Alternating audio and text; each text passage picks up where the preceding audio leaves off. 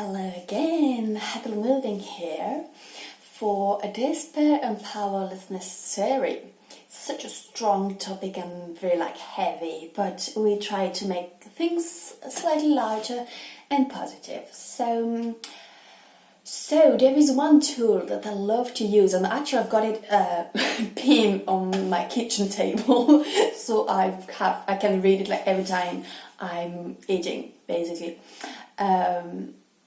It's the Abraham Hicks emotional scale. I don't know if anyone of you guys have heard of it. If you did, just comment, add some more comments and just let me know what you think of it. If you don't, I suggest you just Google it. It's easy to find. It's basically all the different emotions that the human being can just go through, listed from 1 to, I think it's 28 or 30-ish. Depends on the different lists you can find.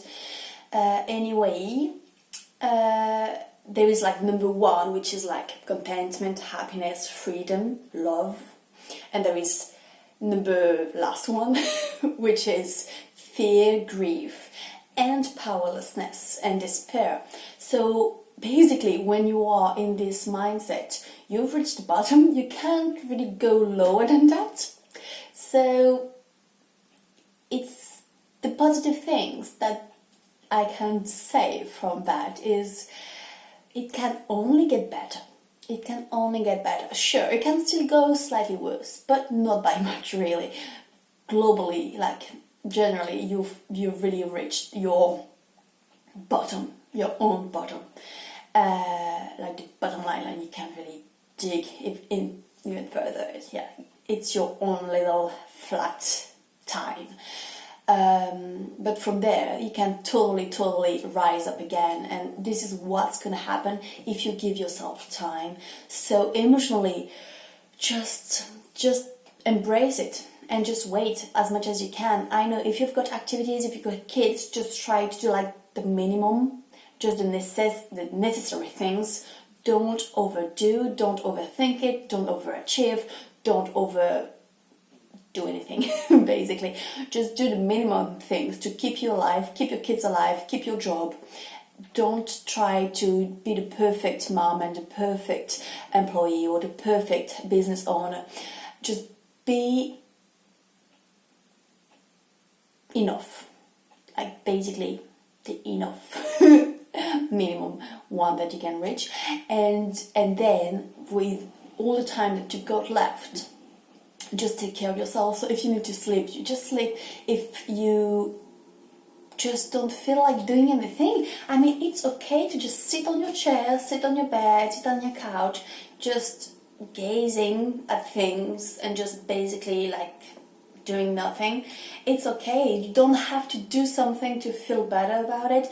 You just got to wait. So it's like a lockdown all over again. Just wait, and as soon as you've got an idea of how to reach the next best feeling, just do it.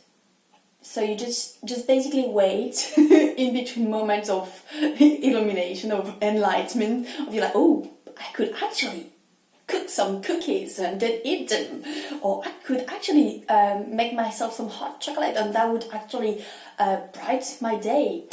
So yes, I know food is actually something I talk a lot about. It something I love, and something so easy that you can use to feel better.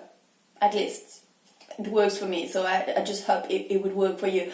But if it's not cooking, if it's not eating, it could be maybe cleaning. Sometimes it's quite energy consuming, but it can make you feel really satisfied.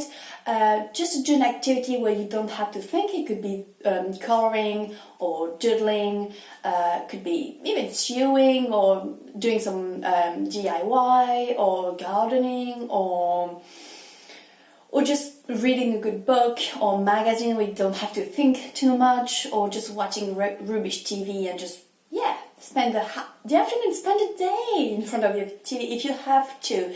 It won't last long. That's something you can count on.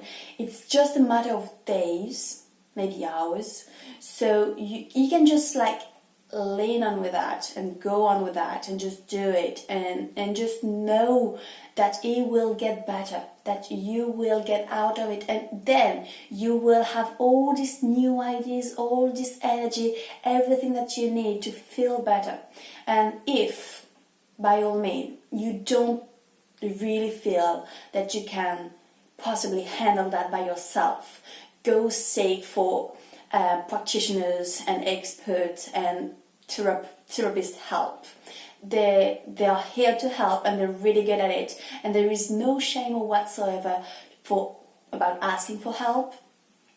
So just know that there is this pain and powerlessness that in an amount that you can handle.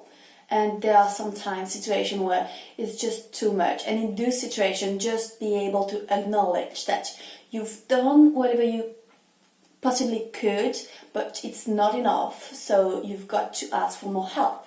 So just be able to navigate through all that, through all these situations. It's just, again, some awareness about yourself, getting to know yourself better, so you would know what to do and when to do it.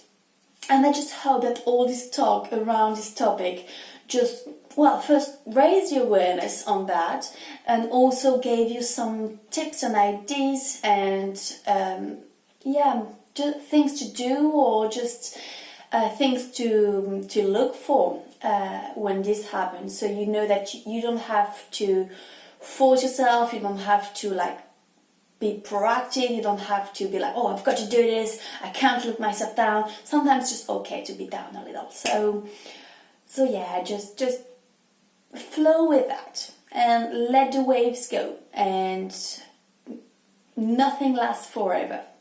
That's just something you can counter. So take care of yourself as well as you can. And if you've got any questions or anything that needs a little bit more, answers or digging, by all means, just ask me. I'll see you soon. Bye-bye.